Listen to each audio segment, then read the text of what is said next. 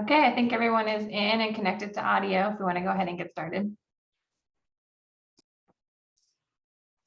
I guess I'll kick us off. It's really nice to connect again. It's been really wonderful to have these quarterly touch bases to collaborate around specific topics and share progress and updates for the Midwest Credential Transparency Alliance. I'm probably a familiar face at this point, but I'm Emily Rocco. I'm the Director of Programs at Credential Engine. And our full agenda is in the briefing book, along with all of the resources that we wanted to share as sort of background and supporting documents for today's meeting. So feel free to take a look at that. We have a packed agenda if you take a look at that. So I'm going to go ahead and dive in. And the first thing we wanted to celebrate was the proposals that we've selected for the RFP that went out last month. So you likely saw that we have had some funding to fund some small projects associated with advancing credential transparency in their region.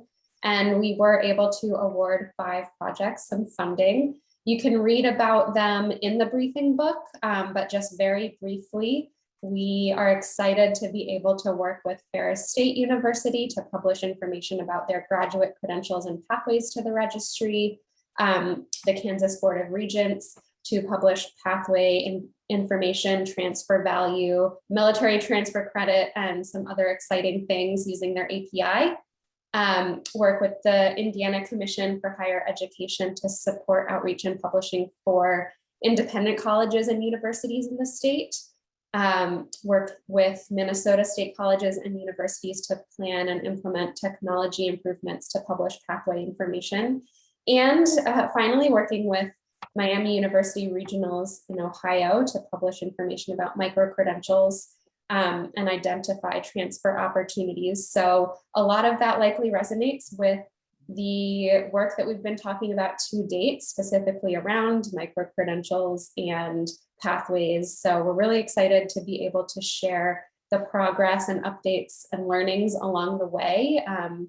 We think that each of these projects will be great examples that others can learn from. So we're excited to kick off that work with each of those 5 groups. And like I said, we'll keep you posted on how those go and share learnings along the way. So with that, I think I'm kicking it over to my colleague, Deb Everhart, to, we have a panel on learning and employment records, but wanted to make sure that we could ground everybody in sort of what is a learning and employment record and what's the work that we're doing related to credential transparency. So I will turn it over to Deb to kick that portion of the agenda off. Hey, thanks, Emily. I am going to share some slides here. Are you seeing that, Dick? Okay, good. So I'm just going to provide a little context for the panel so that we're not just thrown into like, well, what are LERs, right? And to directly connect that to the work that this great group is all doing with regard to credential transparency. So, you know, we're all working really hard to map out this credential and skill landscape with open data. And we want everyone to be able to equitably navigate the pathways to achieve their goals. And sometimes that can seem a little abstract. One of the great things about LERs is that it makes it all very concrete, because we want to focus on the people who are really the center of this ecosystem. The linked open data is valuable because people can use it. They can use it to visualize where they are and where they need to go, how they can discover the credentials that are valuable, enroll in relevant programs, achieve skills, match those skills to jobs, and continuously upskill and learn more in these valuable ecosystems. Unfortunately, what often happens is that a lot of our systems and processes for how people can understand and manage their own learning and employment history are just completely disconnected. right? So they're siloed and across schools, colleges, jobs, military, on-the-job training, lots of other sources. These credentials are issued and stored in different ways. They use different data structures, different types of control. And rarely do we have any direct control over our own records. And often they're not even verifiable. Now, this is not just inconvenient. This is unfair and inequitable because it can create barriers to advancement. It can systematically exclude people who don't know how to navigate these systems or can't meet the costs of getting their own credentials. It delays critical services and support and academic progress. And it impedes economic advancement, both for the individuals and for their communities. So credential and skill transparency and all of this work that we're doing together is really important part of the solution, because when this information is communicated and recorded using CTDL, provides part of that infrastructure that connects those siloed systems so that they can be linked, open, trusted, accessible, and that relevance can be communicated through that linked open data. And that has a direct impact on people, because then they can actually understand where they are on these pathways and how they can advance on these pathways, how they can collect records from multiple sources so that their achievements over time make sense, right? So hence we get to, just a definition of learning and employment records. And you might say, well, how is this different from what we've been doing? Because there's been a lot of progress in using digital credentials and helping people have more control over their own records of learning. But now it's time to really double down and make sure these records are relevant and that they're interoperable, particularly interoperable across education and training systems and employment systems. So the current work around LERs goes beyond prior types of digital credentials. It includes those, but it goes beyond so that we can implement records that are verifiable, they're secure, they're controlled by the individual, and they're interoperable across education and employment systems. So I'm not going to get technical in this presentation, but there are some global open technical standards that you need to be aware of, because these are what really support that full transparency and interoperability. There are also others, but these are key. The W3C verifiable credentials are an international standard through the W3C international body, and they provide a universal envelope for data. And that universal envelope can be used for any type of employment record, identity record, educational record. And so it gives it that common structure to be able to move around across wallets. And therefore, the verifiable credential wallet is the set of standards that enable that collection of those LERs. Then as far as what you put in that verifiable credential envelope, open badges are an important standard for organizing the content of a single record. And note that that's Open Badges 3.0, because the new standard is coming out this summer that is directly aligned with W3C VCs. And comprehensive learner records for putting together packages of multiple records, note that that's 2.0, which is also coming out as a new version aligned to VCs. And then for this audience, I don't need to explain CTDL. That's the meaningful linked open data that goes inside all of these packages of records. So that's kind of abstract. Let's look at a real example. There's lots of different providers. This is a real example from the Velocity Network Foundation, which is an open community that combines learning and employment records. And so how this works is that education and training providers, military, community organizations, all of these different types of organizations can issue verifiable credentials to these wallets. The person receives the credential. They have to say, yes, I want to receive it. They bring it into their wallet. There they can control and collect those records, and then they can curate them to be able to share individual sets of records in, for example, applications for education and employment. And how is CTDL meaningful in these records? It's because in order for those different credentials from many, many different sources to be understandable when you bring them together and curate them, you need linked open data, CTDL. And so the records can include CTDL in that content that's actually in the LER package. And they can also link to additional information in the registry. So this is how it works in that Velocity example, where in this interface, a person can literally click through, they can see the additional CTDL data and how it's connected to jobs and careers and pathways, et cetera. And they can explore that information, and they're not boxed into any specific single system.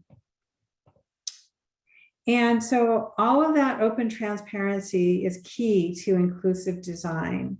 So I'm going to close on this point because I think this is one of the most important things we can all be thinking about as we're implementing LERs, is to keep foremost that concern about what's equitable. Digital Promise has just released some really important research that articulates the key characteristics about how LERs can be leveraged to promote greater equity across education and workforce systems. And so key principles to keep in mind are that individuals need to be able to share evidence of their skills and demonstrate their learning progress over time, to be able to control their own information and privacy in ways that are accessible and easy to understand and easy to use. So those are key points from Digital Promise that I want to close on as a way of framing up the panel. Emily? Thank you, Deb.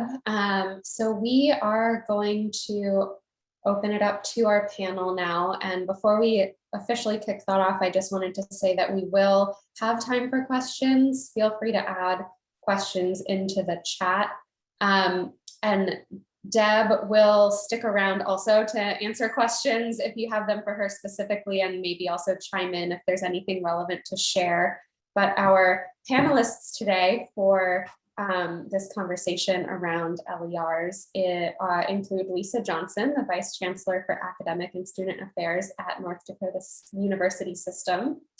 We have Jeff McNeil, who's looking very fashionable, education consultant for the Michigan Department of Education, and Ken Sauer, the Senior Associate Commissioner and Chief Academic Officer at the Indiana Commission for Higher Education. So thank you all for sitting on the panel today and sharing sort of what's going on in your state, in your world related to LERs. And I think just to start, it would be helpful to sort of ground us in what is going on, what you're working on, and how different stakeholders are engaged in LER work in your state. We know that this is early for a lot of folks, and so would love to hear where you are and what's going on. So does anybody want to kick that off? This is Lisa. I can start from North Dakota. I'm a relative newcomer to the group. And so that might have been why I was asked as a panelist, because I can certainly relate to some of the challenges that individuals might be grappling with as you consider engaging in the work of Credential Engine. I serve as Vice Chancellor of Academic and Student Affairs for the North Dakota University System. So through the lens of academic affairs, like many of you kind of work with new program approval, working with our board this week on a retreat where we're talking about populations we're recruiting back. And I think something like Credential Engine will be of great interest to them in terms of marketing, meeting workforce demands. And so maybe just wanted to add the comment that I appreciate MEC's work and relationship with the Credential Engine and inviting me to participate today. Thanks, Lisa. Jeff or Ken, do you want to chime in? Sure. you know, in Michigan, we're just starting to dip our toes into the water when it comes to CLRs or learning records. We have a common response. I guess where we started is we started with a common repository for student records that several years ago, that is the Michigan Data Hub. And our data hubs were our first step. It allowed us, our districts, to share student information through a secure exchange. So that was our first steps into that water. Since then, we've made baby steps. Now we can include traditional transcripts, digital information on a published student transcript that is through Parchment that we're contracted with now. So that is available to about 90% of our school districts participate in that in Michigan. So that's kind of a critical thing. We also use Credential Engine as a platform as well. And our Leo side has been working on using that as an index. So that's been very valuable. And someday we'll get the two state systems to merge, but that'll be like, you know, flamingos and snowmen being in the same place. But one of the things I like is analogy. So for me, looking at this work is like, I compare it to having a snowblower. You know, most everybody in Northern Michigan knows what one is, but the CLR concept is kind of like a snowstorm on the horizon. So if you don't know about snowblowers or CLRs, then you better start researching and getting, you know, a look at those different models or different platforms. How are CLRs or learning records platforms going to help you in your state? This is going to involve some complex terminology. That's kind of what's held up. It's kind of like trying to define different snow. You're going to have to participate in some learning groups. This is a nice one. Look for your others. There's IMS, soon to be known as One Ed Tech. They're a good group to start learning from. And one of the things that we found is get your partners, you know, your neighbors together, so they can help and get involved in clearing the streets, because they're going to have different needs. You're going to have to address different things when it comes to these CLRs and learning records. Just the difference between a learning record for somebody under the 18 is different than a learning record for somebody over the age of 18. The big thing I can say is that you got to start somewhere. So if you're waiting for every little piece of this snowblower to come together and everybody's tuned up and everybody knows how to run it, it's just never going to happen. So, you know, start like we did. Start with a data hub. Start with some common platforms. Start with some standardized language, so that everybody's blowing the snow in the same direction. Find a tool like Credential Engine and just start using it. That's how we started. It's taken a while for us, and Jen's on the call and she can tell you it's not an easy process.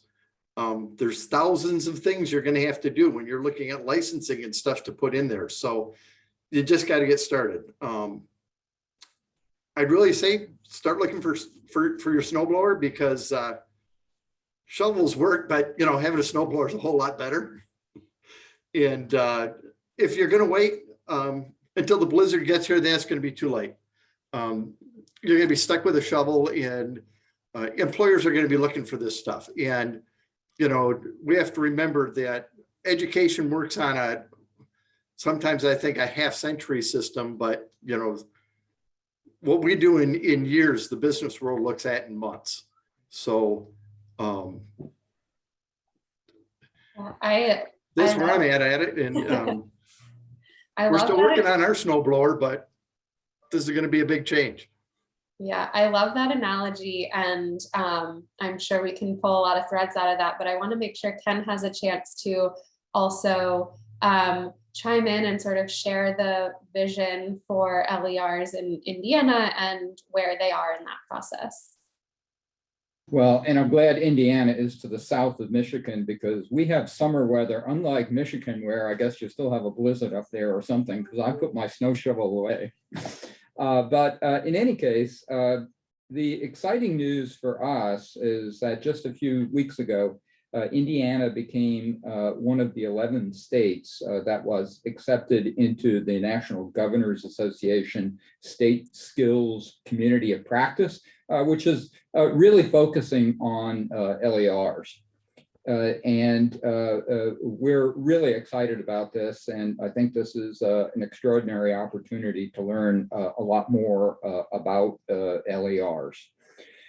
This is also a way that we can think through how we can build on the strong foundation that I think we have in Indiana. We have a lot of the pieces of the puzzle that are around, but now the key is to bring them all together so that we can make some real concrete progress toward LER. So, of course, our scale up of Credential Engine with all of the public sector credentials in there, and with the new mini grant, we hope to add a lot of independent institutions to the registry as well. We are also able to build on our Indiana e-transcript program. Like Michigan, Indiana uses Parchment as the platform for both our high school to college e-transcript exchange, and now we're building out college to college and engagement Parchment as well in that work. We also participated as a state. We had all of the public institutions involved in the Akron-Aspen-Iowa CLR project. This was this Lumina-funded phase 2 project, and this gave all of our institutions a chance to think about CLRs. In some cases, CLRs were in place, but they used this project as a way to make some further progress. For other institutions that were not in a position to move forward on this, at least they were at the table and could consider what was going on and look at what some of our other public institutions have been up to in this area. And then finally, we also have the Western Governors University Achievement Wallet pilot, which they have developed with Ivy Tech Community College. It's only a few programs that are the focus of that particular achievement wallet, but nonetheless, it is a real example that we can look at. As I said, I think we have a lot of the pieces in place, but one that I think we need to develop more is engagement with our employers. I mean, yes, we do have a lot of conversations with them, but not to the extent that we would like to have them in order for a statewide LER system to be developed. And then finally, the other thing we really would like to do is use this opportunity of participating in the NGA community of practice is to use that as an opportunity for thinking through what kind of resources we might need to really put something in place at scale. Thanks, Ken.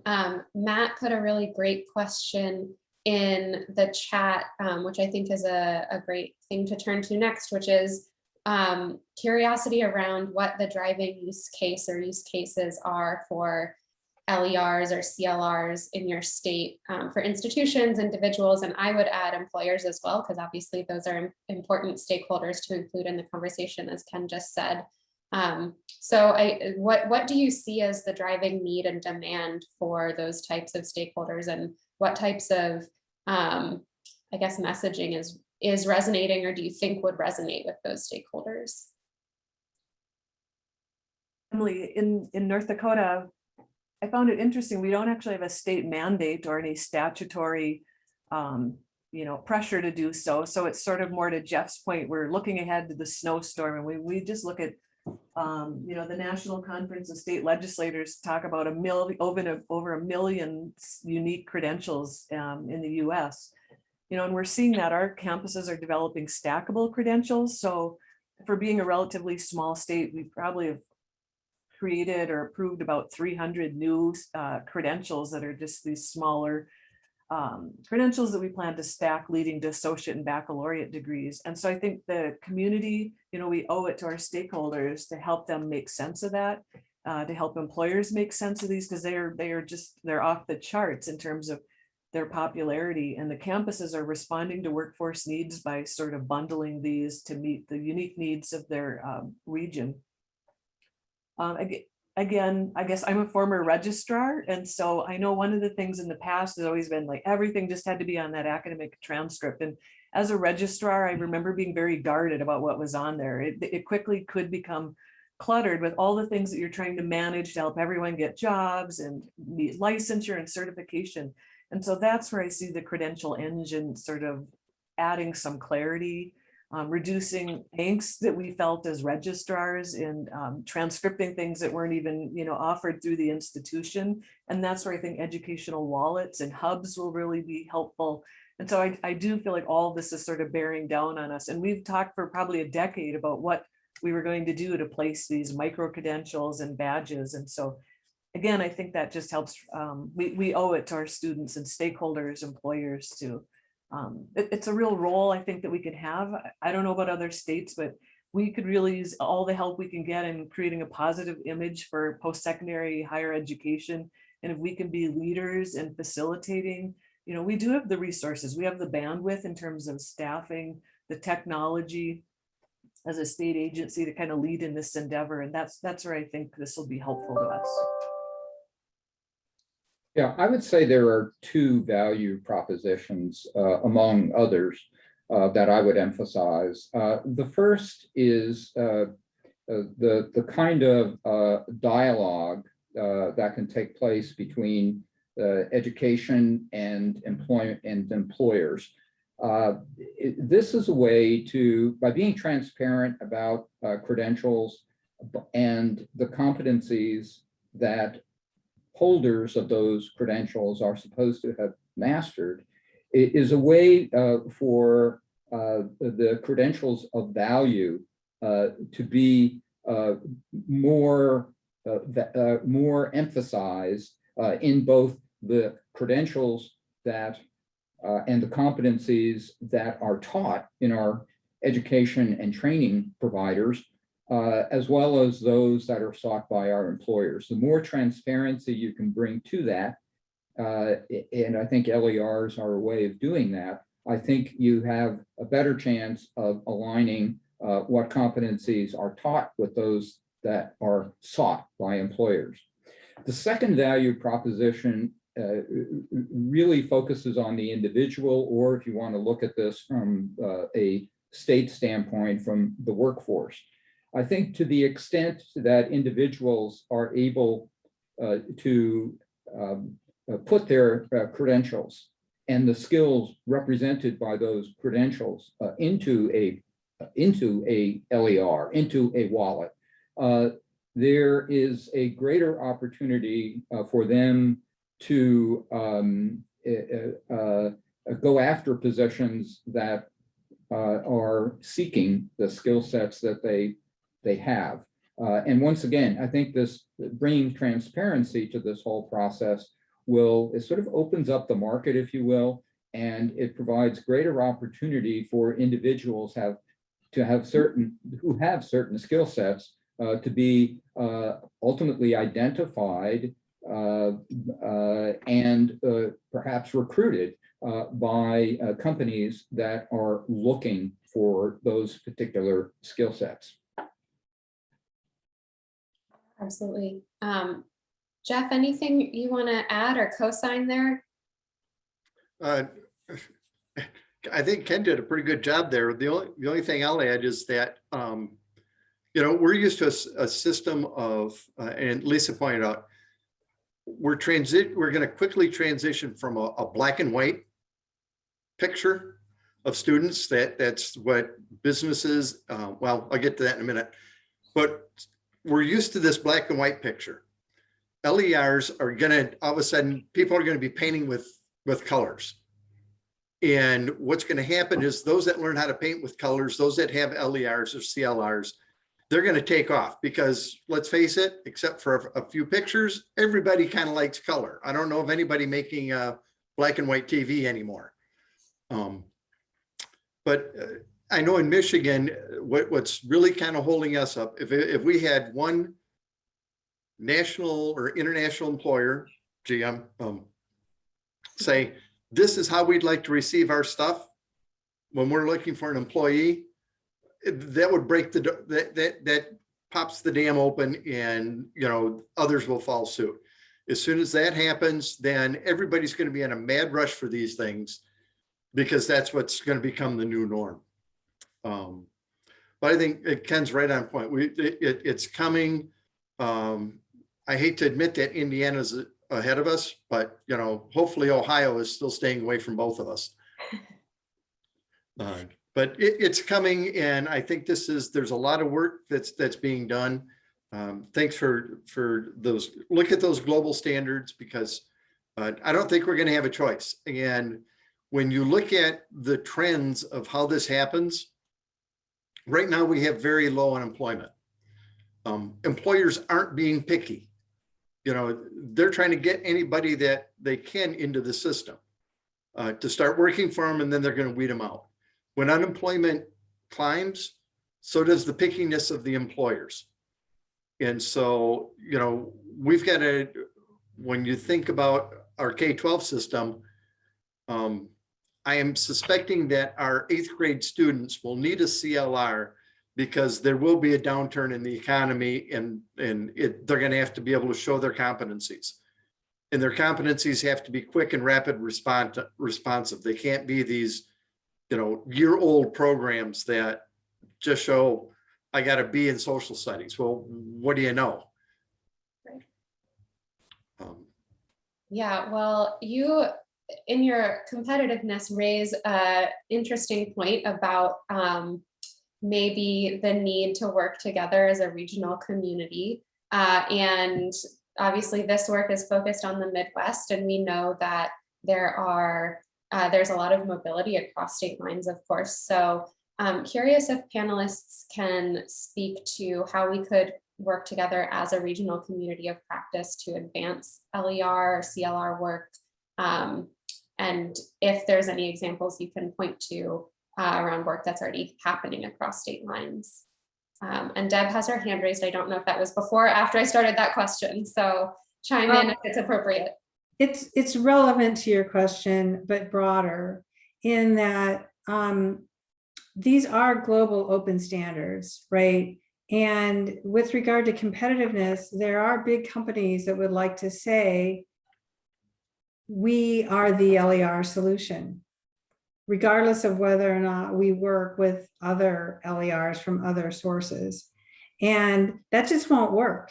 I mean, it won't scale, it won't fuel economies, because you'll get pockets of things, just like it'll be a different version of the silos that we already have that prevent people and communities and whole economies from making use of all of these different records when they can be used together. So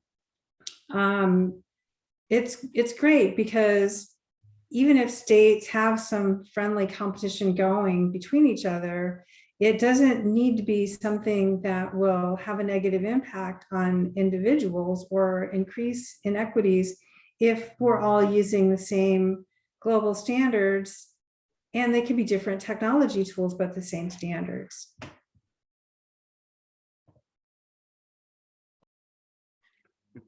I agree with you, Deb. I have no problem acquiring some of Indiana's work to incorporate in Michigan.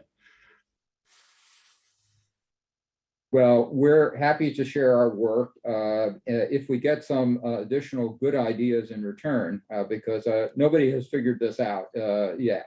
But I think Deb is right on point.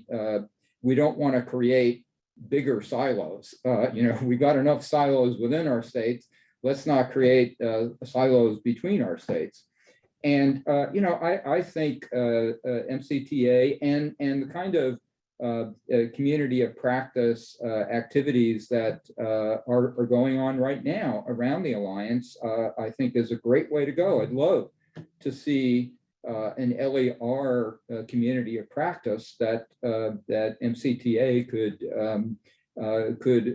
host.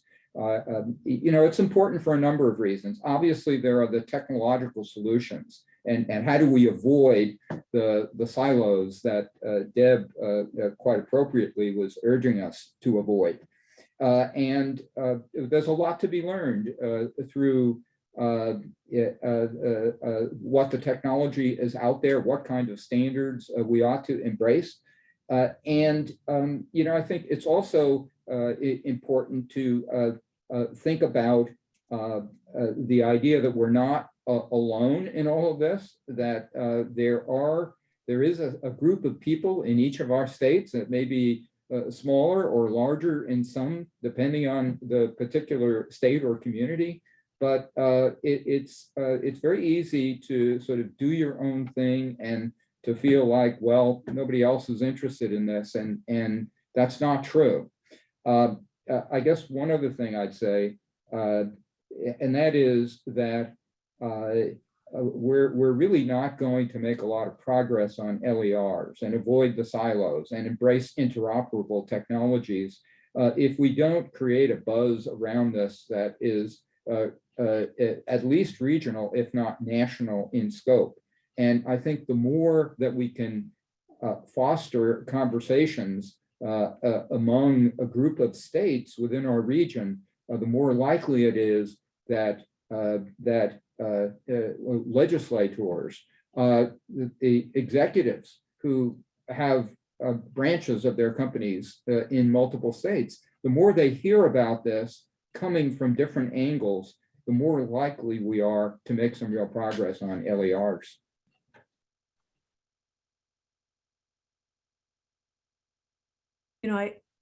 I think there probably hasn't been a lot of state to state work just because we're trying to get our own house in order. But I do think if the format and the presentation of the information is similar from state to state, that even helps users and employers.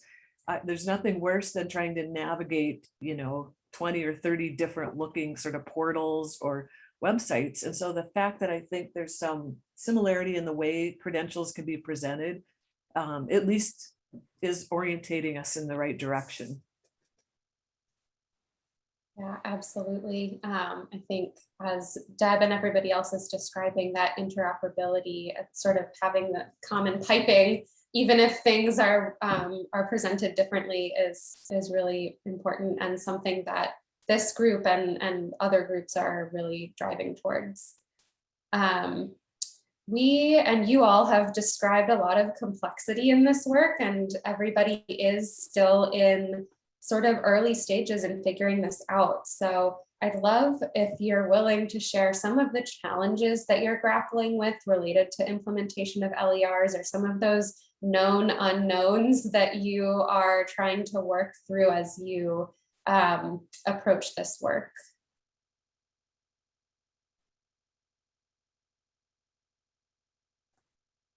Or have you figured it all out? Well, I'd start by saying one of the things I noticed is first of all, I'd say our lead person on this project happens to be a very visionary IT person.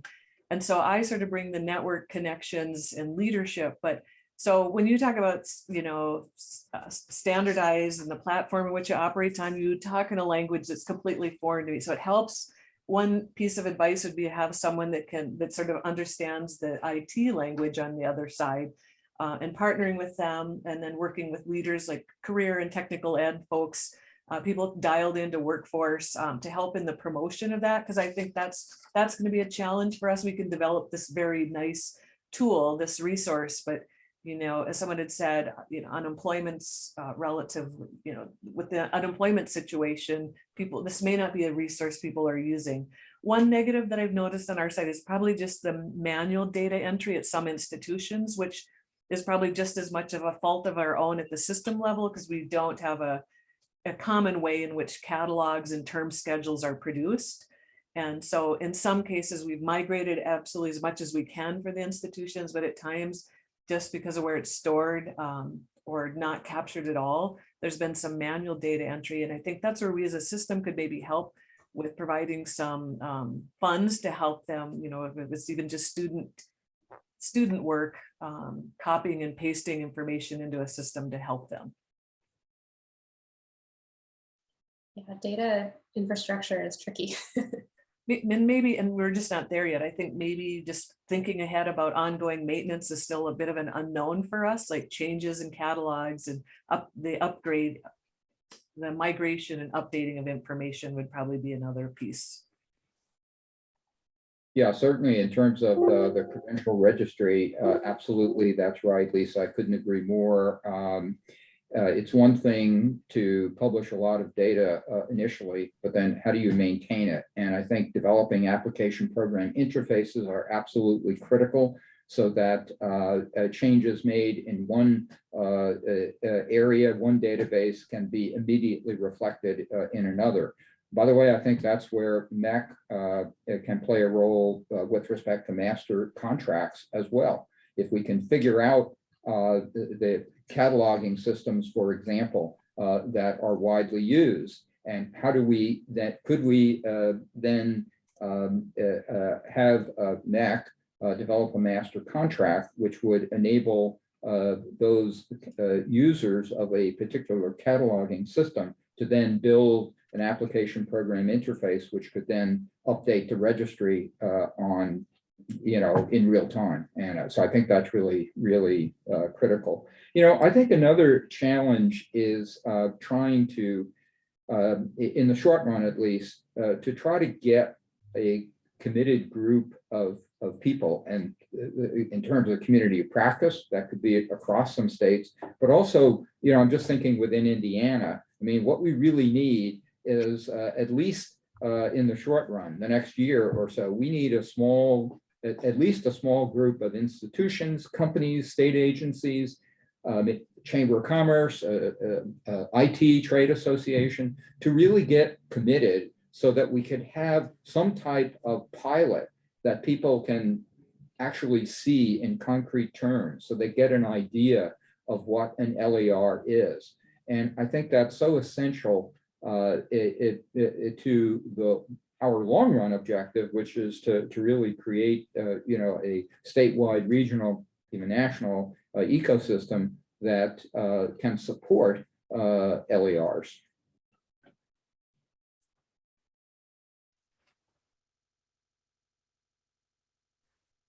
Jeff, was there anything you wanted to add to that? I guess my thing is that expand who you're talking to. That's one of the things that we're noticing is that if you want to get others involved, and like Ken's saying, is we've got to be unafraid of going out there and saying, I need a snowblower. I don't like my shovel anymore. I need a snowblower, and tell them that, this is where we're going. As I said, we're fortunate to partner with our labor side in the state, but if it wasn't for that, for those two pillars trying to support the peer,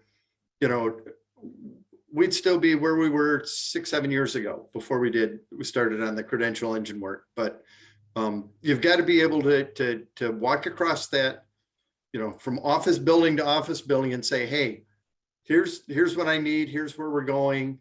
Are you still using a shovel? So I think that's the biggest thing is just stepping outside your own sandbox and stepping into somebody else's. Yeah, that makes a lot of sense. We have a couple of questions that have come in through the chat and only a couple minutes left. So I'm gonna just pick one of them. So apologies if we don't get to all of them. But there's a question here specific to how competencies are gonna be communicated and used through LERs and elsewhere. So first of all, recognizing that is one of the harder things to catalog and publish and use. Joshua Marks's comment of sort of getting those course objectives in a format that's usable is difficult. But once we can get that information into an LER, into the registry, how do you foresee institutions accepting competencies for transfer? How do you foresee employers understanding competencies and skills as something that they can really understand and use as sort of a hiring tool? And how is that going to impact institutions, hiring, and all of that? And I know we don't necessarily know the answer, but any thoughts you might have? Well, I guess I would stress the credentials and because after all, it's the credentials that get put in the wallet. And they're what Credential Engine is doing is it's enabling us to put the full range of credentials, not just certificates and degrees, but certifications, badges, micro-credentials, licenses, national certifications, all of these into the wallet. And I think that what's also essential is to be able to access the specific knowledge and skills, competencies that are represented by those credentials. Here, I will point to Parchment and their award product, which enables the recipient of their digital credential, and that's what the award product provides. So you have somebody who's earned a credential at Ivy Tech Community College, which licenses this product for Parchment. They send it to an employer to verify that, yes, indeed, I did complete this credential at Ivy Tech. What Parchment, working with Credential Engine, has done is to provide a navigation link back to the credential that is in the registry so that the competencies associated with that particular associate degree that the Ivy Tech graduate earned can be revealed and examined by the employer who received that digital credential from the applicant for the position they are seeking. And I think it's that loop, being able to go from sending the credential to the employer and then having the employer explore the competencies that are represented by that credential, that I think is really key to the whole process. Emily, another incentive, I think, to do more than just the import of basic catalog data and to sort of garner that department level participation, the more granular level of detail, is that we've a couple of programs have indicated they'd like to use this for their program accreditation, and that's where they would demonstrate the competencies and maintaining them in that location. So, and just using it for multiple purposes, I think would garner additional department support. Definitely. Okay, well, we are out of time, but are there any closing thoughts that any of the panelists, or Deb, if you wanted to share any parting thoughts, the floor is yours. No, thanks for the discussion, everyone. And I need to clean up those slides, but I will share those with everyone soon. Great. And I also wanted to put a plug in. Credential Engine is going to be hosting a webinar on July 13th with JFF and Digital Promise that will, I think, be a really great opportunity to hear from some of the sort of national leaders in thinking about LERs. So we will be sending that information out to you, a registration when we have that ready. So be on the lookout for that. And I will turn it over to Jeff Grand to lead the next part of the agenda. Great. Thanks, Emily, and thanks to the panel all for your engagement with this innovative work and sharing with the MCTA. It's exciting to see how it's coming together in different ways, different states. So what I wanted to do was highlight another aspect of our charter, which is the promotion of publishing data to the public about credentials. It's a little over a year now since our community is formed, and we took a kind of a snapshot when we started Q1 2021, and at that time we identified 7,000, a little over 7,000 credentials in the Midwest in the registry, and are proud to say now that we've more than doubled that number. We just last week I counted them up. We had 18,715 credentials from the Midwest in the registry. And so, one, I just wanted to thank this audience for all of your efforts in either directly publishing your credentials to the registry or helping nudge and cajole others, connect others in with this community on this work that we've been doing together. You know, we've had great progress in Wisconsin and North Dakota already. They're some of the newer states with our work.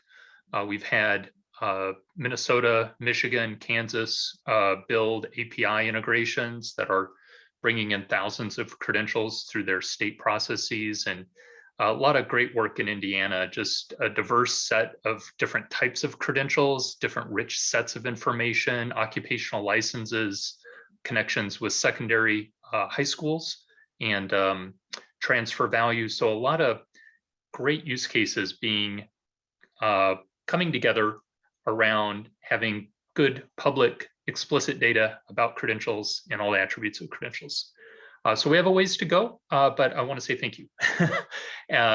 And speaking of how to move forward, because we would like to have all credentials in the Midwest, well, all credentials, just period, in the registry. We are trying to think about how do we get our tools, our source systems to work better so that as institutions are managing credential information, just a very natural next step in that process could be publishing that information to the registry and making it available to the public in CTDL format. And so in that regard, we've benefited already from many state partners who are finding ways to integrate their processes, their report processes, the tools they're using with the API publishing supports that the registry offers. And there are product companies increasingly that are interested in supporting that need as well. We've had a number of them reach out over the last year to us. Our partner page lists all the different products and service companies that we work with already. And they are committed and interested in supporting credential transparency. So I think in discussing this with some of the folks on this call, some of our state partners, and with MEC, we realized it'd be helpful to do a little more formal research around product capabilities to support credential transparency, to find out where's the market at.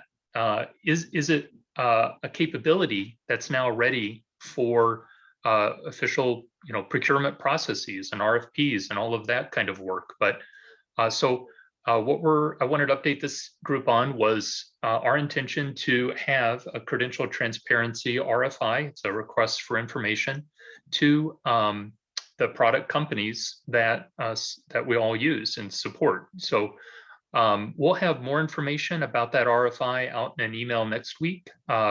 The ask here for the group is if this is something that interests you, we could definitely benefit from you volunteering, stepping forward to help us review the materials that we'll be collecting, also ensuring that we are connecting in with and directly communicating with the product companies that you would like to hear from about this work. If you are interested, so we'll send out an email next week. If this is something you are definitely interested in, feel free to shoot me an email now, but look for more through our MCTA listserv about all of this work. The big framing is just any product that is involved in managing the life cycle of a credential, and that can include the design phase of a credential, the development of a credential, its operations, the maintenance, the issuing of credentials themselves. So there's many different touch points products can have with the life cycle of a credential, and we want to make sure we gather good data from product companies about their capabilities there. So I would like to maybe at this point, I've not been monitoring the chat closely. So if there are any questions about the materials I just shared, let me just double check. I don't think so, but I would like to reserve the majority of my time though for Jeannie Kitchens, our Chief Services Officer at Credential Engine, to share with you some work she's been doing around publishing pathways to the registry. So Jeannie, I'll turn it over to you. Thank you very much, Jeff, and hello, everyone. And I have to say, boy, this session today is really going deep. I mean, you're going to talk about LERs and pathways in the same meeting, so everyone deserves a star. Just real briefly, I'm going to only show a very small number of slides, and I'm going to give a little demo, which is actually a preview of the Pathway Builder that we will begin actually building next month in June with a development partner. But before I show that, just to be sure we're on the same page, and so when I go to show that interface, you'll understand what I'm talking about. I'm talking about education and career pathways and how the CTDL can support education and career pathway progressions as data. And what I have here is just a simple example where, for example, a person may start in high school at a kind of a beginner level, and they begin to build experience, whether in or out of school. They earn credentials, they have work experiences, they earn competencies. This is the kind of information that could be in that education and career pathway. And the basic capabilities of CTDL to link this data together lays a foundation for supporting those education and career pathways as human and machine readable data. So, these are examples of the kinds of components that can be in an education and career pathway: courses, competencies, work experience, jobs, extracurricular activities, and so forth. And it's very difficult when it's, disconnected to make any sense of options, right, for progressing through a pathway. What we can do with the CTDL is we can begin to assemble those components into a progression and link them together to be able to depict that as human and machine readable data. And so what I'm going to show you is our plans for our Pathway Builder for building CTDL pathways and publishing them to the credential registry. And just one more thing before I show you that. The CTDL already supports pathways, which are progressions to a destination. And it also supports what we call conditions. And simple examples would be, how many credits do you have to earn? Is there a quantity of credits to move, to the next station stop in a progression? Are there a number of hours that have to be worked to get to the next station stop in a progression? And right now we are working with a task group. The third bullet here, it's in development, and that's going even deeper to support complex use cases that might need to do algorithms on the pathways. So we can talk about that more on another day. And I also want everyone to know that Credential Engine currently supports publishing pathways through our publishing API. We also currently support them through a spreadsheet upload. But what we're going to look at is a Pathway Builder, a drag and drop interface aimed at making pathways as easy as possible to publish. So let me go ahead and give you a preview. What you're seeing are graphical designs. We will be building the Pathway Builder, and it will be available for anyone to use with their Credential Engine account, at no cost to build a pathway. And I'm just going to walk through a subset of the screens here. So this, of course, will be on a web page where you would have logged in and you would see instructions and helpful videos, including this one here to help you create your pathway. And what you're going to do is give your pathway a name. You're going to describe it. You're going to basically initiate creation of your pathway. And the tool will have tips. So you can see here that the user clicked the question mark adjacent to industry type. And of course, this is just Greeking placeholder text. But the purpose of that would be to have tool tips all along the way. So we'll have instructions, we'll have videos, and we'll have tool tips all along the way for creating a pathway. And I'm going to go on to the next slide. So after we create our pathway and just create a container for to build our components, what we'll be able to do is use this tool to search for resources in the credential registry. So you can search for courses, you can search for jobs, you can search for occupations, you can search for work experience, you can search for competencies. And when you search, you'll be able to bring in resources that you have published. Let's say I'm a college and I have courses in the registry, I could bring those in. But let's say I also want to bring in resources that another, like a national certification body has published. I can bring in those resources as well. So you'll be able to have a mix of resources, regardless of who published them to the registry, to be able to work with to start building your pathway. So as we build our pathway, we can do our search into the registry and start building our list of the components that we want to put together. In this screen here, we're seeing a whole bunch of competency components, but these could be courses, credentials, competencies, jobs, and so forth. So I've created my pathway. I'm gathering my resources, right, to pull all my resources together to build my pathway. Now I'm going to build it. And you can see with this image here, we're going to either start with the destination in mind, or we're going to start with the beginning point in mind. So we can build it either way. And then we're going to begin to build it. So what we're seeing here is I have, again, I've started my pathway. Over on the left, I have my library of all the components that I brought in from the registry. And if there is something that I need to get later, I can always go back and add it to my little library of components over here. And you can see over here, for example, we have a credential and we have courses. And then what I can do is from the left-hand side, I can begin dragging and dropping them into the middle here, this work area, to begin building a pathway. So I can add, get some more guidance. Remember, along the way, we're going to have our instructions, our tool tips, and additional guidance. And I can just drag and drop and get guidance along the way and begin building my pathway. I can click on them to get more information. And I'm just advancing through here, just kind of pretending like I'm building a pathway.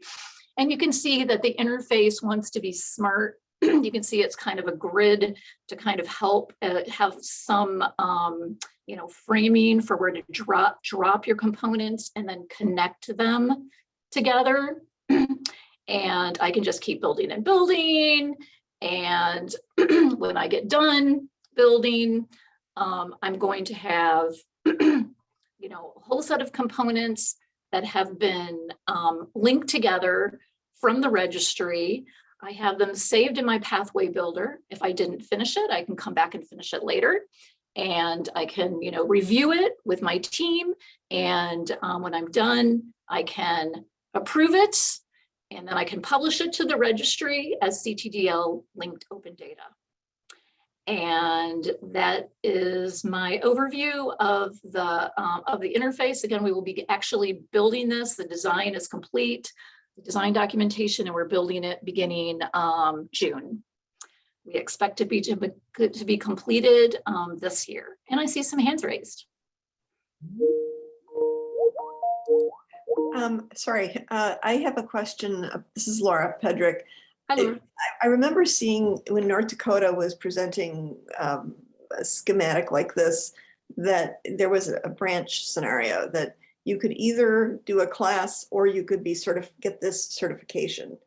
Mhm. Is that possible in this, in your Yes. plans for this? Yes, I have a whole bunch of diagrams and pictures that basically tell that kind of story. I probably should have showed a couple of those ahead of this, but yeah, the idea of the pathway is you can have station stops, but different routes through them, right, to a destination. I think that's what you're describing. Yes. Yeah. Yeah. Thank you. Mhm. And guys, I saw some hands go up. Joshua? Right here. Jeff, or yeah. So I obviously have a ton of questions about, how much of the conversation are going to be programmable in here and so forth. But my primary question is, have you selected a developer? Will this be developed open source? Is there an opportunity to bid on this project? We do have a developer that we're partnered with for the initial work. We do want this to be open source, however, and so it'll be a starting point. I mean, as you can tell from the graphical interface, it's going to go out the gate pretty robust. But I'm certain, Joshua, that there will be something to build off of here. So we would put that source code out into our repo under an open license, and appreciate your interest and would definitely be interested in working with you. Well, here's the key point, because it's not just building these pathways, it's viewing them and integrating them in wallets that's important. So taking an open source modular approach to this tool set that both supports the construction and utilization of the pathways data elements, and also or something that right. And the output will be all the data behind, like this pretend pathway that you see on the screen here, and the real ones that get published will be in the registry for utilizing them with use cases like the ones that you described.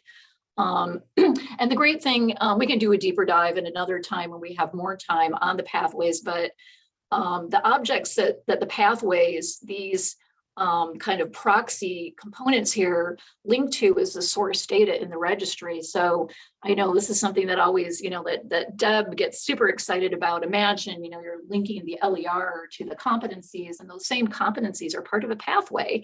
And guess what? Because it's linked data, we can track all that. So there can be a lot of use cases that are super exciting. So thank you for that. I want to answer the question that I see in the chat from Kyle. Yeah, this is agnostic. It doesn't have to be just training providers. It could be employers. And I should have shown the slide I have where I have all these, different components like, jobs and so forth. So these pathways could be built in partnerships. They could be, with employers and training providers. They could just be employers. They could be training providers. We're agnostic to who does it. We want it to support all those kinds of use cases and, build pathways that are linking education to work.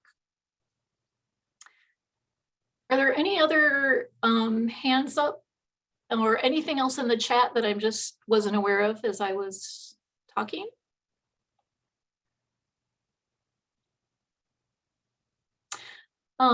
If not, then I'll just conclude by saying, as we begin the development effort, we will want to loop in partners who are interested to start getting like sneak peeks, putting their hands on it and things like that. Anyone interested in being involved, please let us know, and we'll make sure that you're looped into those opportunities, and we would appreciate it as well. So thank you all. Great, Jeannie. Thank you so much for all the design work there and the promise of better tools for publishing pathways. I know many folks that I've gotten a chance to meet and work with will benefit from that kind of interface. Well, great. So I think what I'd like to do now is just highlight a couple of the resources that are in the program, and then we might have a little time for Q&A. So if folks do have either questions or report outs, feel free to prep those. There are 4 bullets in the program related to new resources. The one is a report that the MCTA action team on pathways had helped provide research for.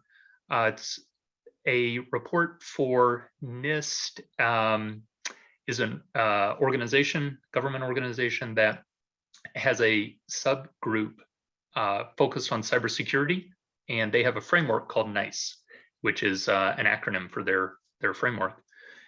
Anyway, they had a strategic objective around identifying all of the career pathways and credentials related to the broad area of cybersecurity. And so the MCTA's work where we went through and we identified all the different certifications that are being listed in Midwest lists of credentials, eligible training provider lists, or in Ohio, I believe there was a list of certifications that citizens could get financial aid assistance for. All of those were collated into a spreadsheet that's linked from inside of that report to help come up with a useful number of over 2,500, I believe it's over 2,500 credentials in the cybersecurity domain. And these are explicitly cybersecurity credentials. There are many more that are related, but not specifically labeled as being pertaining to cybersecurity. So it's a big emerging area for the nation, of course, given the threats that we face, and a great career path for many people that could advance their career in that way. So I think there are recommendations in there. I'd encourage you to take a look at it. It could be helpful if you're leading cybersecurity projects in your state and would like to help people connect the dots between competency frameworks, credentials, and credential transparency. That report lays out several connections that we're happy to follow up with and talk with a variety of groups on.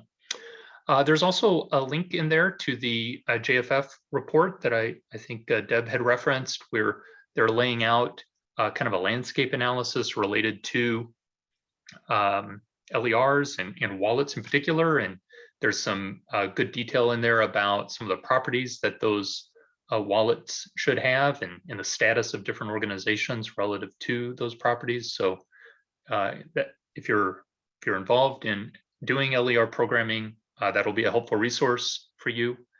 And Digital Promise has a report and a blog. We link to the blog. It's a little higher level, but it contextualizes these LER efforts relative to equity goals and provides some helpful language in talking about how this work can help advance equity outcomes, and also some of the risks in the importance of executing the programming with equity in mind. The fourth bullet's really a placeholder. We have continued our policy analysis relative to pathways and plan to have a policy brief for this group to engage with soon. So that's really just a placeholder to let you know we did not forget about that part of our brief that we prepared last year and still working on it. So I have one closing comment, but before I get to that, let me ask the group if there are any comments, any report outs, any final questions for the group before we close?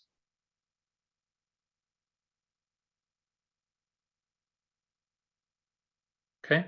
Well, we did cover a tremendous breadth of programming, and so I appreciate you being flexible with us as this work might intersect with your interest at varying levels to varying degrees. The important point is that it is connected and towards our goal with the Midwest Credential Transparency Alliance, that we take advantage of each other as a network, as a community of practice by gathering together and discussing this work. And one of the things we've heard is that it would be actually even more helpful if we could have these discussions over a more extended period of time together in person. And given the COVID challenges of the past year, that's not really been possible, but we are feeling confident that we are ready for such a step and had announced in the program, save the dates for October 10th and 11th for our first ever in-person convening as a group. So we are thrilled to be able to announce that and would welcome all of you to attend. It will be at the Big Ten Conference Center in Rosemont, Illinois. And I understand it's a well-positioned facility relative to the airports and access and amenities. So please put that date on your calendar and hold that date, and we'll have more info and details to come. But we would love to have all of you there as we try to find ways to knit all of this together across the Midwest region. Okay. With that, I think we will close the call for today, and just want to extend a thanks to everyone for all your engagement with this work. So have a good weekend, everyone. Thanks. Thank you. Thank you all for attending. Thanks, everyone.